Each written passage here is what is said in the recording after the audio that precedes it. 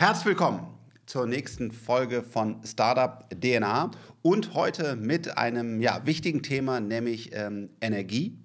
Der Gast spricht Englisch, deswegen wechseln wir jetzt ins Englische und wie immer starten wir damit. Tell us a little bit about yourself, your background and what you're doing. Well, thank you for having me, Frank. It's really a pleasure to be with you. And my name is Franklin Servan-Schreiber. I'm the co-founder and president of a company here based in Geneva, Switzerland, which is called Transmutex SA, which is the French name.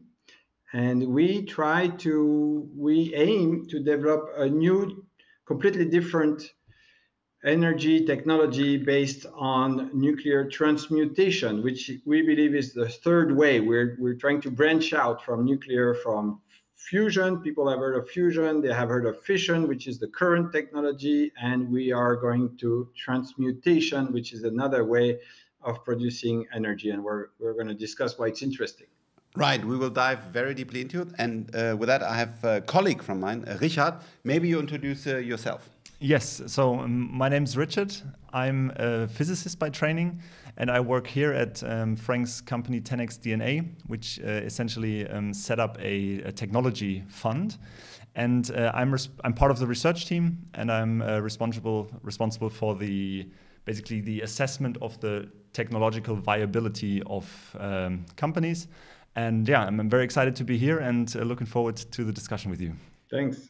As you might be aware, what you're doing is quite not very well liked for many people in Germany. We have this very powerful campaign, Atomkraft, nein, danke. That was very, very powerful. But we are trying here to be first principle thinkers. And really dive into it. So that's why we want to discuss openly today. Is it a good idea? Why did you start the company? And should we maybe rethink some of the things that we do today?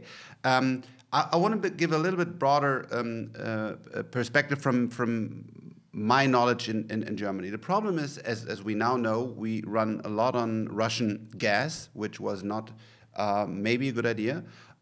We stopped a lot of the nuclear power that we had because it was not popular. And what might not be visible that much is that we're not using only gas to create heat, but also electricity. And we're burning a lot of coal and other things to get electricity. And in the future, we might even compress LGT gas, then put it on a tanker, and then drive it to Germany, then refuel it and so on, which will make things even more inefficient. And for me, it's always hard to see why nuclear fusion or also nuclear power, both technologies, are not more openly discussed and say, hey, maybe we have a great solution here, but it's always about, oh, that's super risky, we should not discuss it anymore. And that's where we stand. Maybe we can start a little bit also with your broad feelings, like how did you see the feedback of your company more in general? Like is there good vibes, or do you also get some kind of bad comments, or how do you see the field currently? Well, let me, if I may, give you a little bit of background why I started a nuclear company, because I am not at all a nuclear person. I'm an electrical engineer, so I have some understanding, and when I got into this, I didn't go it blindly, but I was an environmentalist. I had an awakening experience from a family crisis, and then you think your life is very precious kind of moment, and what are you going to do with the rest of your life kind of thing. And I stopped working and got engaged as an environmentalist fighting plastic pollution around the world for 4 years, as a volunteer. Okay, spent my money trying to help. And plastic pollution was a disaster, but the worst was the acidification of the ocean that comes from CO2 in the atmosphere. And now today we have 2/3 of the Great Barrier Reef bleached. This is a major disaster. So then I realized plastic is a terrible thing, but CO2 is the culprit, is a real problem that we have to face together. And I got interested in hydrogen to replace, gas and coal and everything. And then when you look at hydrogen, you think, well, the only way to produce hydrogen in an efficient, economical manner that would be acceptable, it turns out, is nuclear, because nuclear can work, all the time. And so when economically, you have to produce constantly. So it really made sense to have nuclear to produce hydrogen. That is how I came to nuclear, for hydrogen. And the problem was, for me, when I studied nuclear, was the waste. There was so much waste. We didn't know what to do with it. It was a disaster. So I stopped doing anything with nuclear, and I started eating insects so that we could replace red meat with insects, And so I ate insects for 1 year, every day, trying to find the right recipe. And even if I'm French, I couldn't find it. One day I met this guy from CERN, this fabulous research center in Geneva. And he told me, there is this Nobel Prize who worked on this project and demonstrated that you could destroy nuclear waste using particle accelerators. Yeah. That was over coffee, And I was like, what are you talking about? This is like, and he said, yeah, it's right there. Look at the papers. And I studied the papers. It took me 18 months to study the technology. I brought in a lot of people from San Francisco, everywhere. Nobody told me it would be impossible. Nobody said it was simple, but nobody said it would be impossible. And then at one point, there was this spark, and I said, okay, we should do it. We should try. Everybody said it should be the government doing this. This is nuclear. Why are you doing this? A crazy startup, European mindset. And I came to this idea that we are all responsible for our planet. We have to take responsibility. We shouldn't wait for governments to do stuff. So let's start, and let's meet people along the way that are going to help us. And let's have meetings like you. And then we will have this discussion. So yes, I am now favoring and promoting a really different nuclear technology. But I'm not saying we shouldn't do nuclear. We shouldn't do renewables because we do nuclear. It's stupid. We should do everything, okay? And nuclear is very important because we could put nuclear plants in the northern and southern latitudes where there is fresh water, which is what you need for hydrogen. And there is no sun for most of the year and very little wind. So, we need to be able to compensate. And there is a lot of complementarity between renewables and nuclear, which is not all or nothing. It doesn't make sense. That's the background. Sorry, it was a little bit long, but absolutely, that's important. That's an amazing story. So you're also coming not from hey, I wanna get rich, but you come from, hey, we have a serious problem on our planet, and we need to rethink everything and try to find a solution. But Richard, maybe we dive into the technology. So what are your questions about why could this work? What are the challenges? Yeah, so maybe to start, could you give a brief rundown of what transmutation actually is and what differentiates this from the current types of nuclear reactors that we are using? Okay, I think that's the key question here. What is so different? Why are we passionate about this, even though we come from the environmental world? In a reactor, all reactors today, they require the fuel itself to maintain the chain reaction. There is a self-sustaining chain reaction. It's basically a bomb that you need to stop from exploding. Am I right? You have to keep it under control, but essentially it's the same physical process. Yeah. That you want to stop from exploding. And it's actually a direct line from the Manhattan Project, which led to Hiroshima and Nagasaki. Direct line, okay? The new branch, which came from CERN, first Los Alamos Laboratory, which is great because Los Alamos were where they did the bomb and they conceived of this system, but it was demonstrated at CERN here in Geneva, is the idea that you're going to combine. It's no longer a reactor, it's called a cauldron. That's where you put radioactive material, but you have a particle accelerator outside of the cauldron that pushes particles inside the nuclear material, and then the radioactivity starts. If you stop the particle accelerator, basically everything stops right away. So you can use nuclear material, that radioactive material that is very poor radioactive material, because you have these added extra particles from outside, and they don't break away right away. They have to accumulate neutrons before they break. That's why it's transmutation. You transmute the thorium or the uranium-238 into something else, and then it breaks off, you know. So that's the transmutation. It is very safe because it is poor radioactive material that you can push using the particle accelerator. And if you stop the particle accelerator, the reaction stops within 2 milliseconds. So it's the same as turning off your light bulb. And that has been demonstrated. This is not just on paper. This was an actual experiment that combined the particle accelerator with nuclear material, and it was demonstrated, measured 2 milliseconds. So this is basically one of the key benefits, that kind of the nuclear reaction is not critical, meaning in case like a power outage happens or something like that, it just immediately shuts down passively without human intervention.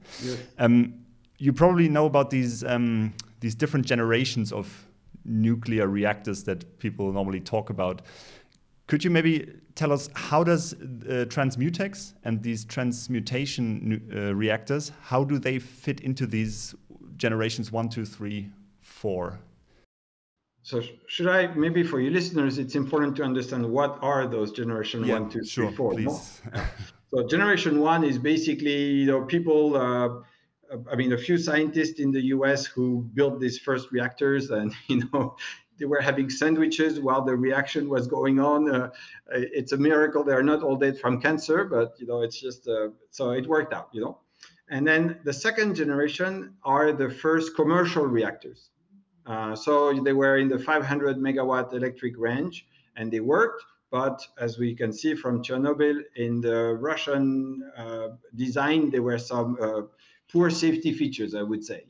It was mostly designed to do plutonium for military grade and not really for civilian. But, they didn't all explode, especially in the West. And then third is the lesson from the second, which is much safer. Much safer. A lot of safety systems. And the third plus is even safer. It's called the EPR, the European Pressurized Reactor. This is the one that's late in France, but just got turned on in Finland.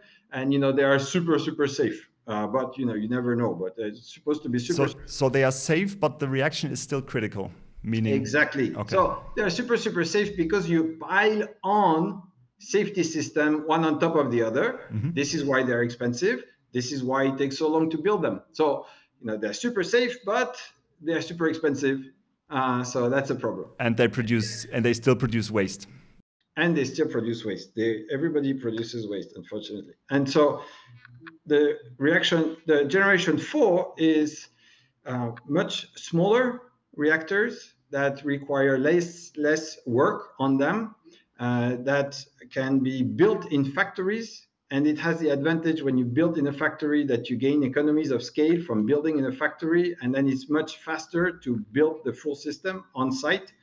Okay, so these are generation 4, very safe, using usually highly enriched fuel. Some people call it low enriched because in the military grade vocabulary, it's the low end of the military grade, but it's the high end of the civilian grade. So it can be confusing. And usually they are, of course, much safer, and they use some waste, some plutonium, but there are many different types of waste, just not plutonium. So those are the 4 generations. Is this generation that you just mentioned that you can produce in a factory and so on, and I saw also startups working on this, are there some products already in the market, or is this all pre-market? No, one is in the market. It's called NuScale, and it's quite a fantastic design. It's a much smaller reactor. It's a 70 megawatt electric reactor. You can be like, batteries, like Duracell batteries. You can put them next to each other and you increase the power.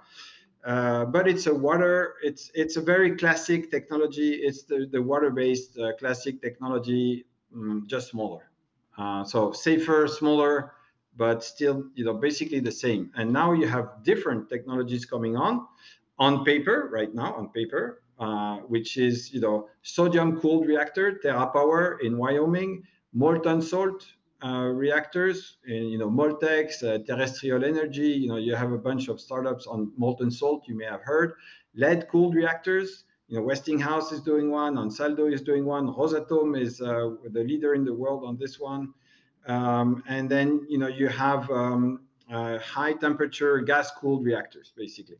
So you have a bunch of new generation, but same old technology based on water, and water is really essential to understand. Water is a whole field in itself, and then non-water is another field, and you have all this different design. We're completely outside of this because all of them are critical reactors requiring the fuel to provide the energy by itself, and everything around the fuel is to focus the energy and to use it. We have non-critical core, and that's why we have the accelerator to push the reaction. So it's a different branch. It's like, it's going from monkeys to humans, if I may, something like that.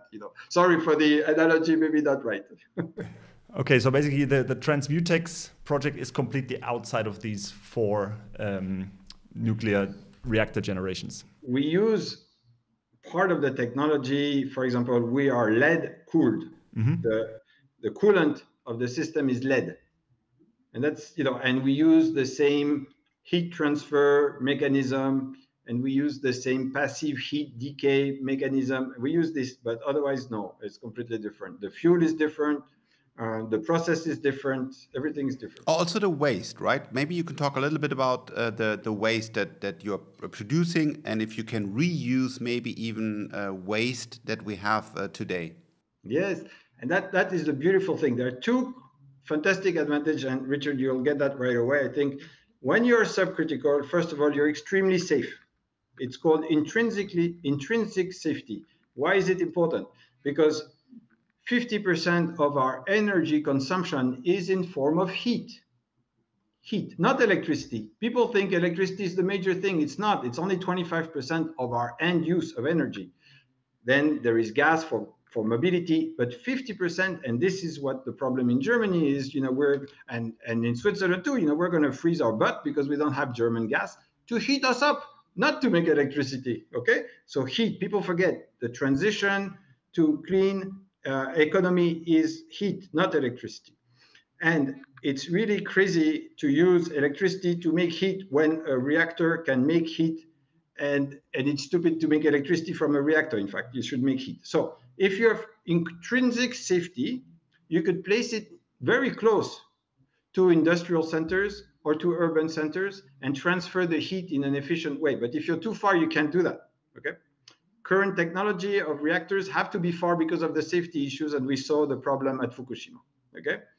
The second part, which is really great, is because we have this safety margin using the accelerator to push, okay, we can mix waste, existing waste, complicated waste, plutonium, americium, neptunium, in the fuel.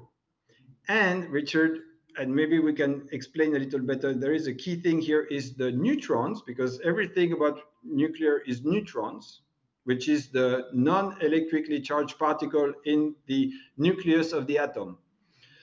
The neutrons, if they have a very fast energy, they can interact extremely efficiently with the waste, okay? And so we can put up to 15% of existing waste without a safety hit in our reactor, which you cannot do in a normal critical reactor.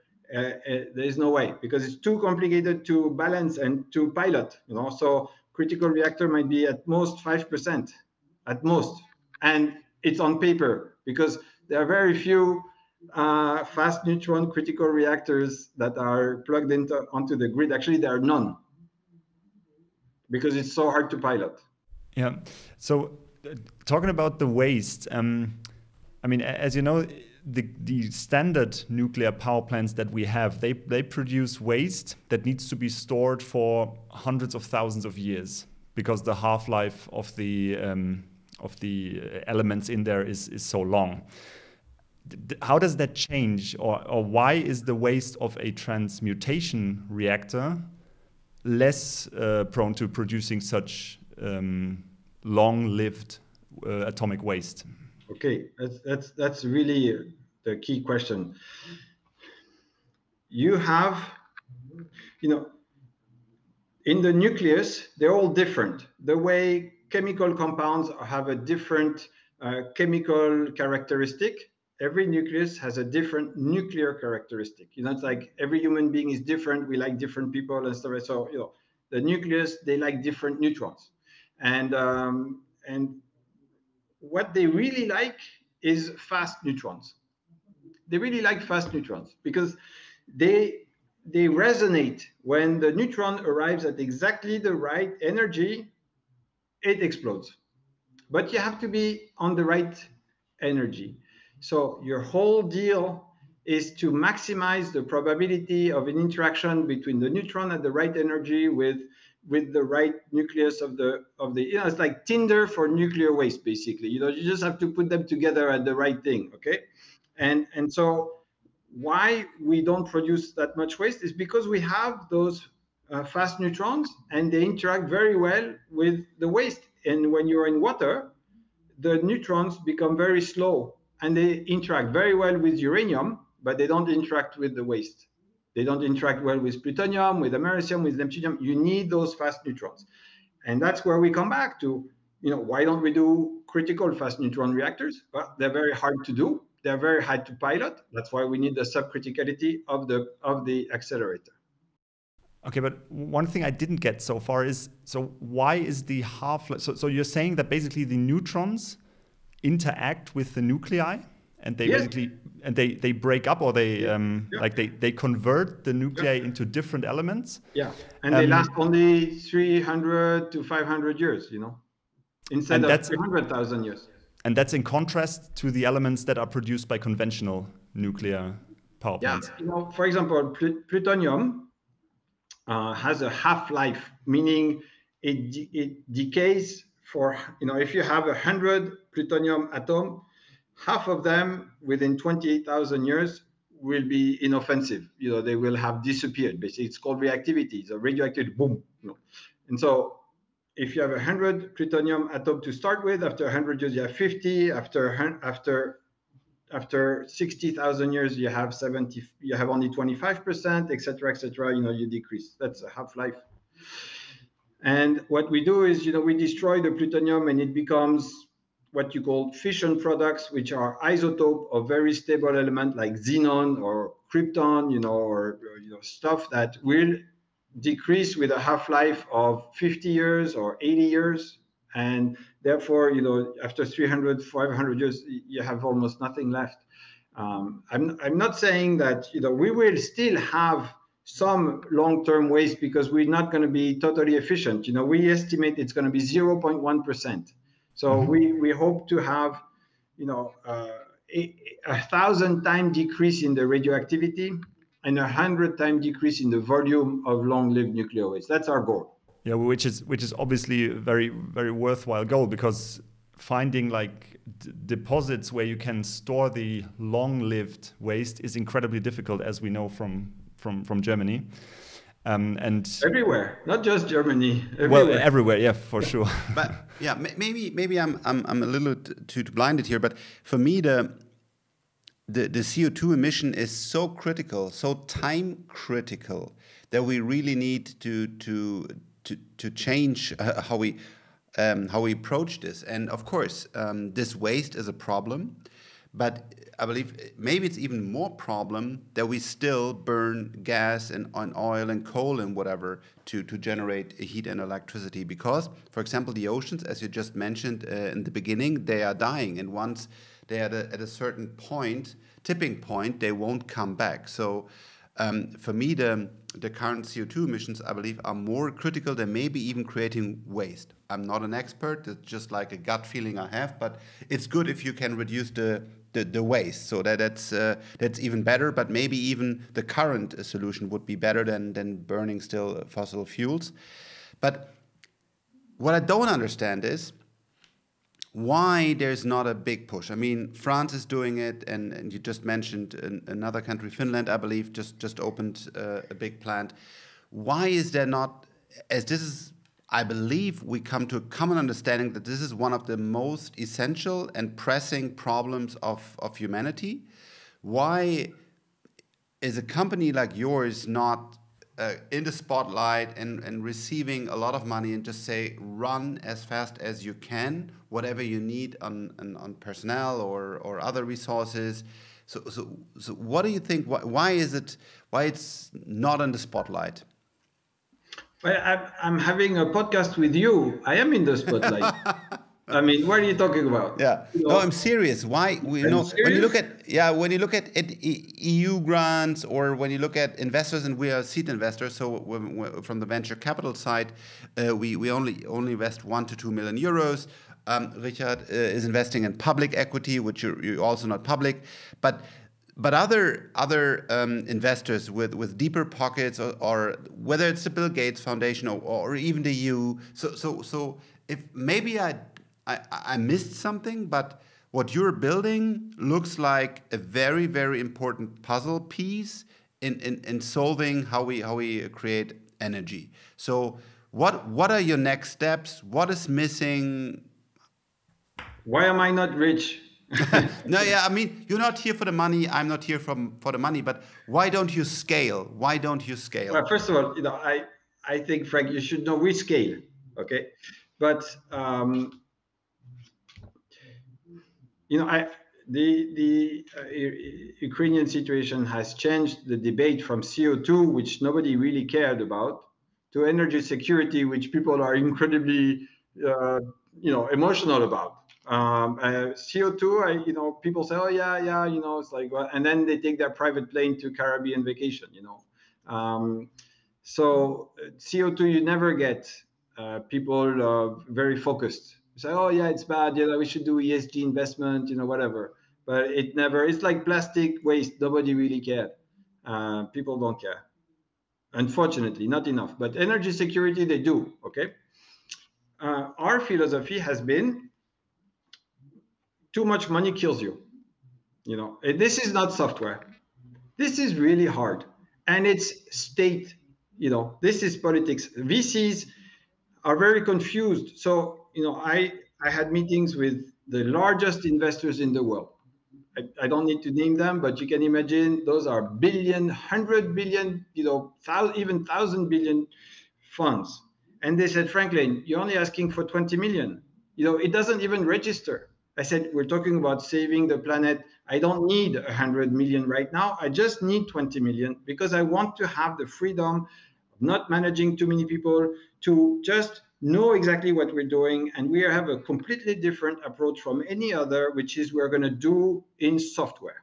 We're not, because nuclear is terrible. Every time you need to change a screw, you need to ask the safety authority for authorization. The bureaucracy around it is a crazy stuff. So we started by thinking we're going to remake the simulation software for nuclear. Instead of buying the software from the big labs in the US or France or Russia, which you cannot do, but just the US, and they send it. Actually, no, Frank, you cannot believe this. I'm glad you're sitting down. They send it to you on a CD-ROM. They send it to you on a CD-ROM. We had to buy an external CD player, just to load the software. We had no more CD-ROMs. Nobody has a CD player in their computer, and that's how you get your software to do nuclear simulation. And we said this was unacceptable. So we have a fantastic way of doing it, because we took some proven open source stack where we have the license from the best labs in the world. They are totally validated, and they didn't have the nuclear thing, but they had the particle physics straight.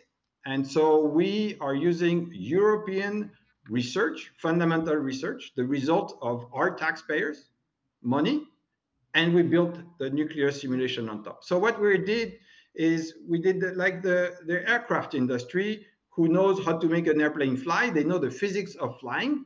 They build the plane in the computer, and then they build the first thing, but we don't send test pilots now in things that can not fly like we did in the 60s.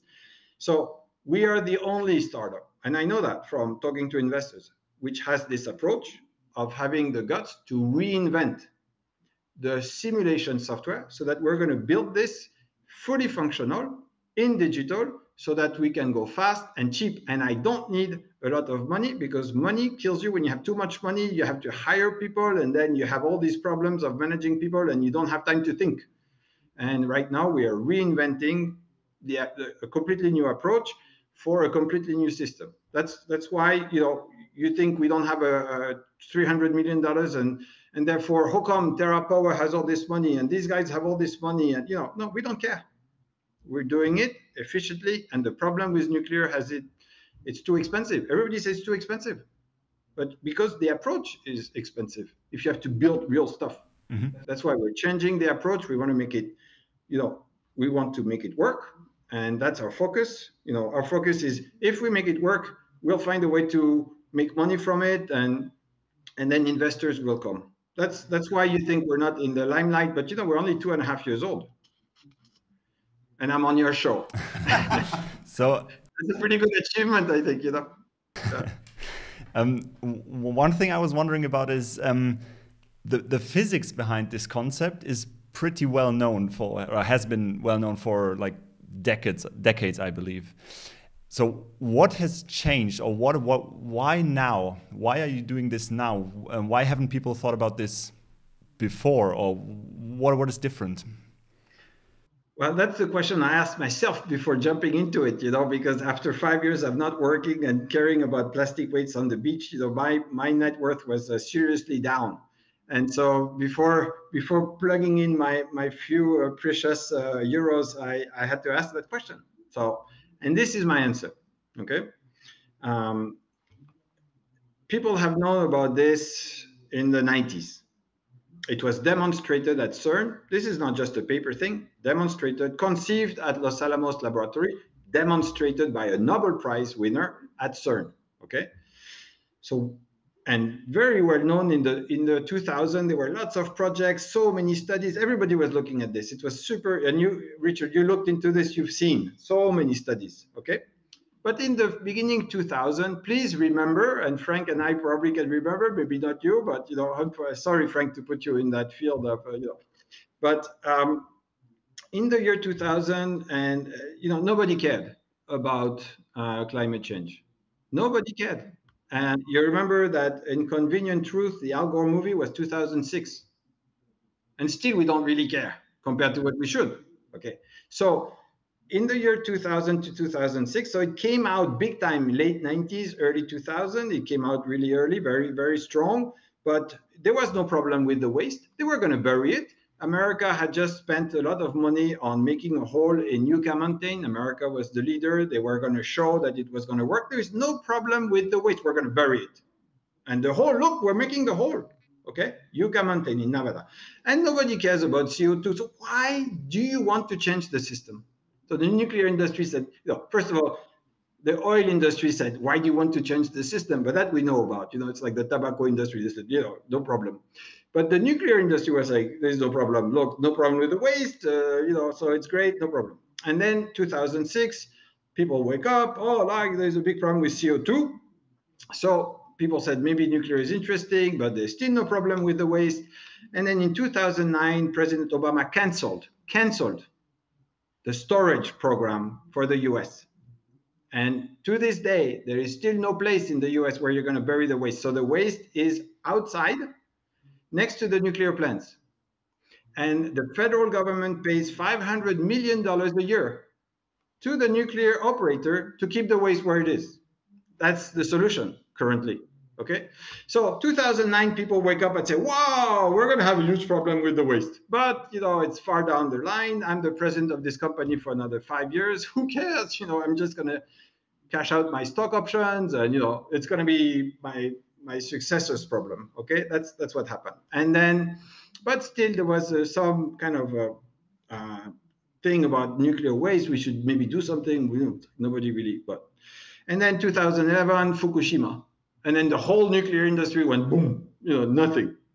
And people that are very emotional canceled everything, and then nobody talks about nuclear. So you go from this is not useful to this is not possible to now we have a CO2 problem that is huge, and how are we going to deal with it? And nuclear has a role, but it should be safer. So now it comes back. And you know what the problem is? CERN has no mandate to promote energy technology. It is not supposed to do research on energy technology, because when it was created, there was Euratom, the European Consortium for Atomic Energy, which was going to do research on nuclear and energy. So CERN was just research on fundamental things. So, the team within CERN, they had no relay, so they did this small association, and that's how I got connected with them. They had this small association. Actually, you had to pay for your lunch when you went to the meeting of the association, So that's where it was. It was kind of like dying of slow death, but sometimes you can breathe, you can blow on the ashes, and it revives the fire.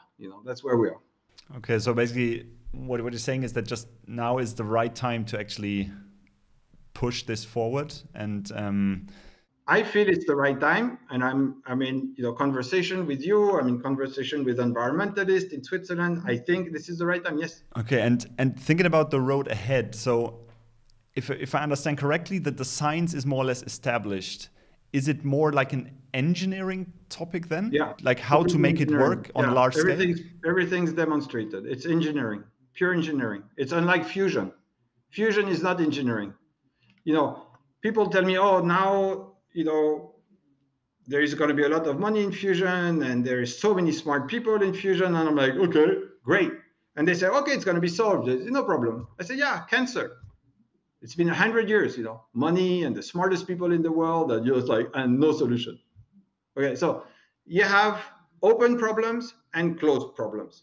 Going to the moon is a closed problem. You can do it. It's going to be really hard, but you can do it. Okay. Fusion, I'm sorry to say, I love fusion. I think we should do research. I really think we should continue, because maybe one day there will be something, but it's an open problem. We don't know. And when you look at the data, I'm flabbergasted at the promotion fusion gets, like, oh, it's going to solve the world, unlimited power, everything's fantastic, there is no waste. It's not true.